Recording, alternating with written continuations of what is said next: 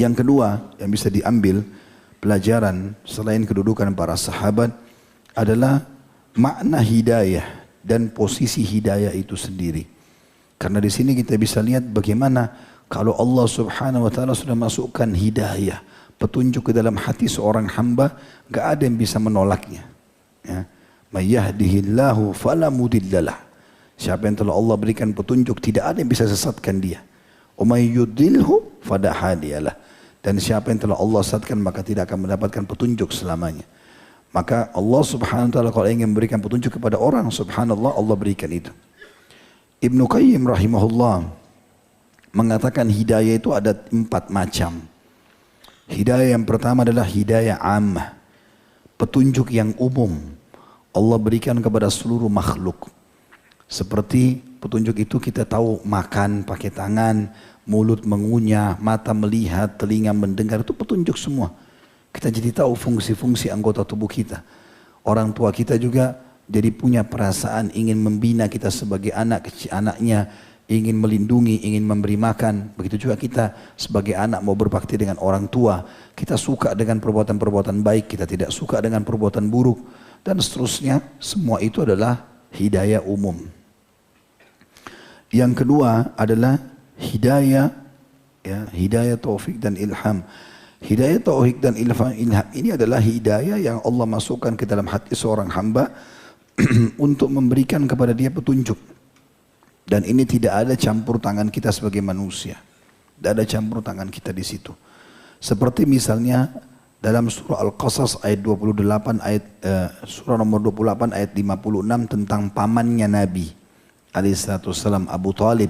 Waktu Abu Talib mau masuk Islam atau diajak masuk Islam, maka dia menolak. Waktu dia mau masuk Islam, Nabi alaihissalam datang mengatakan, wahai ayahku, ucapkan la ilaha illallah, maka aku akan tolong kau hari kiamat. Maka di atas kepalanya ada 2 orang. Ada Abdullah bin Abi Umayyah dan ada Abu Jahal. Ya, Abu Jahal juga namanya Amr bin Hisham. Ya. Dia mengatakan, Amr bin Hisham atau Abu Jahal dan Abdullah bin Abi Umayyah mengatakan, hai Abu Talib, apakah engkau akan membenci atau membenci atau meninggalkan ajaran Abdul Muttalib, ayahmu? Kalau kau ucapkan apa yang diucapkan oleh Muhammad, kami akan membencimu sampai selamanya.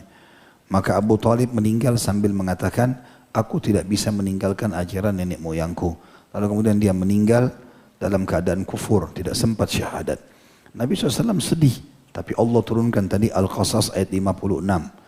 A'udzu billahi minasyaitonir rajim, innaka la tahdi man ahbabt, walakinna Allah yahdi man yasha, wa huwa a'lamu bil muhtadin. Sesungguhnya, hai Muhammad, engkau tidak bisa memberikan petunjuk kepada siapapun yang kau cintai, yang kau sukai. Tapi Allah memberikan petunjuk kepada siapa yang dia sukai.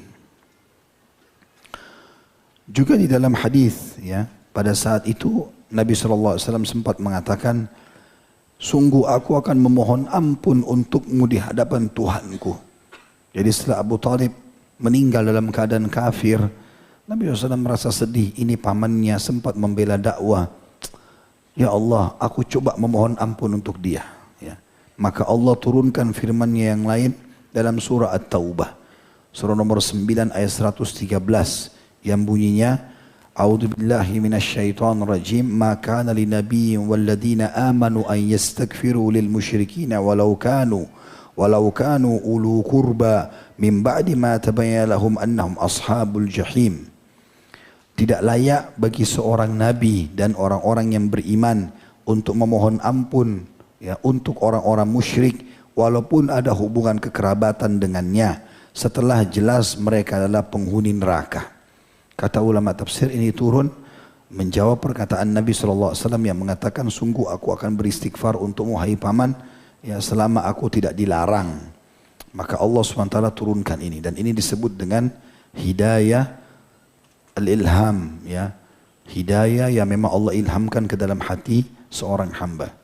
Dalam kitab At-Tamhid li Syarah Kitab At-Tauhid, buku yang menjelaskan syarah tauhid, kitab tauhid ditulis oleh Muhammad At-Tamimi rahimahullah, ya. Buku ini dijelaskan dalam atau disyarah lebih jelas dalam judul At-Tamhid.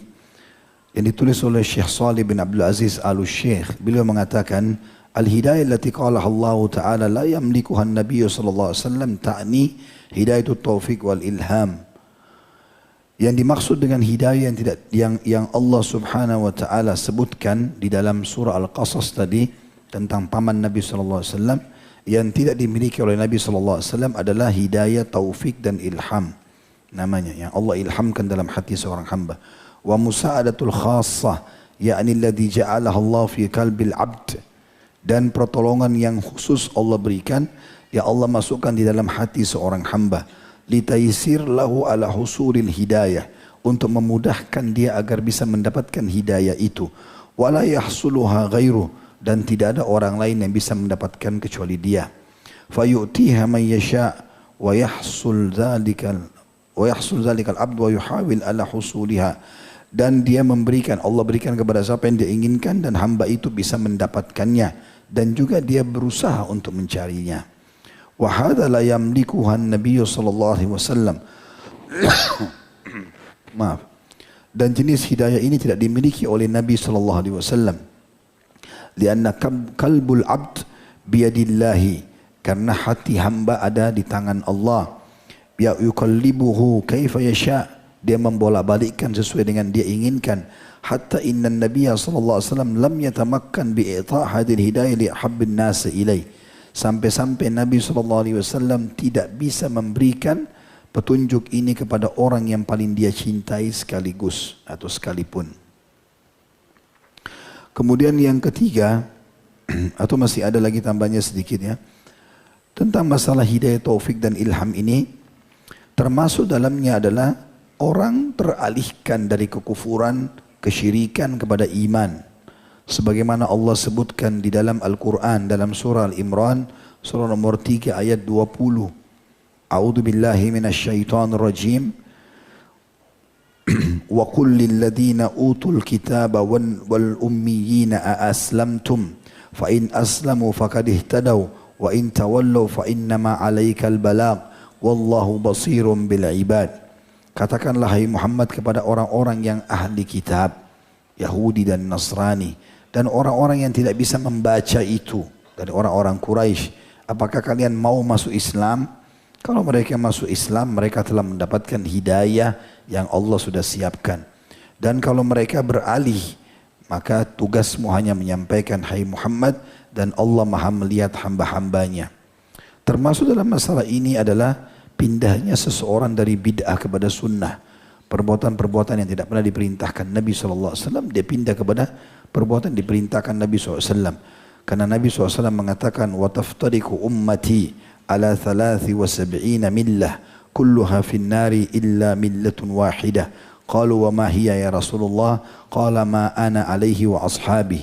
Hadis Hasan riwayat Tirmidzi, yang artinya, sungguhnya umatku akan terpecah menjadi 73 golongan, dan semuanya akan masuk neraka kecuali satu. Artinya masuk neraka nanti masuk surga. Tapi ada satu kelompok langsung masuk surga, ya, tanpa melalui lagi neraka. Maka para sahabat mengatakan, siapa yang satu itu ya Rasulullah? Kata Nabi SAW, yang mengikuti aku dan sahabat-sahabatku. Ya. Ini juga tentu masuk dalam hidayah taufik. Kalau Allah SWT masukkan dalam hati kita ilham taufik, ya, dan ilham taufik dan ilham ini, kita akan mau melakukan kebaikan-kebaikan itu. Kemudian yang keempat adalah hidayah masuk ke surga. Ya, dari hidayah umum sudah kita bahas. Kemudian yang kedua hidayah taufik tadi ya, dan ilham yang kedua. Berarti yang ketiga adalah hidayah ad-dalalah wal irsyad. Ini yang ketiga dulu. Hidayah yang diraih ya, sesuai dengan petunjuk dari orang lain. Seperti misalnya kita mendakwahi orang lain, kita mengingatkan sholatlah, puasalah, jangan begini dan begitu, namanya hidayah ad-dalalah wal irsyad. Ya, ini jenis yang ketiga. Maka kita bisa menjadi penyebab orang lain dapat hidayah. Itu sesuai dengan Allah berfirman kepada Nabi Muhammad SAW dalam surah Asy-Syura, surah nomor 42 ayat 51 sampai 52. Surah Asy-Syura surah nomor 42 ayat 51 sampai 52. A'udzu billahi minasyaitonir rajim wa innaka latahdi ila siratim mustaqim siratillahi alladzi lahu ma fis samawati wa ma fil ard ala ilallahi tasirul umur.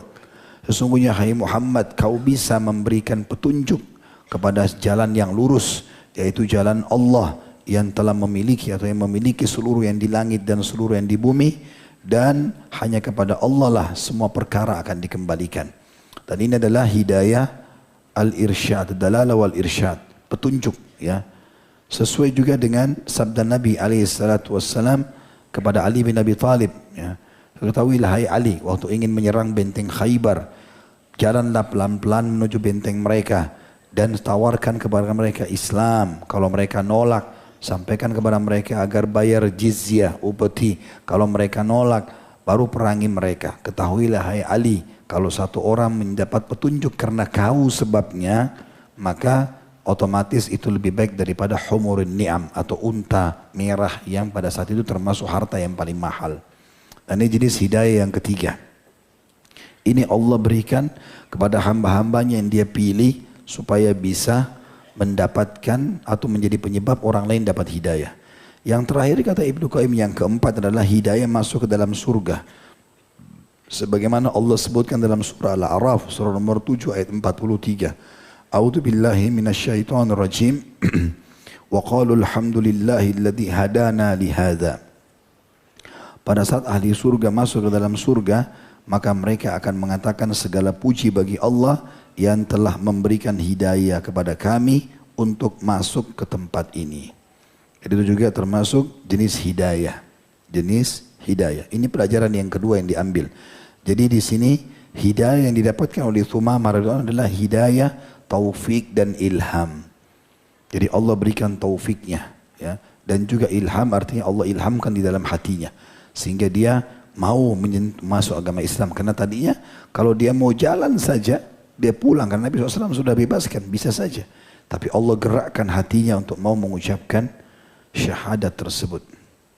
Ya, ini mirip juga tentu teman-teman kalau orang yang tadi saya bilang pindah dari perbuatan-perbuatan maksiat kepada perbuatan ketaatan, dari bid'ah ke sunnah, dari syirik dan kufur kepada keimanan, semua masuk dalam ini ilham dan taufik.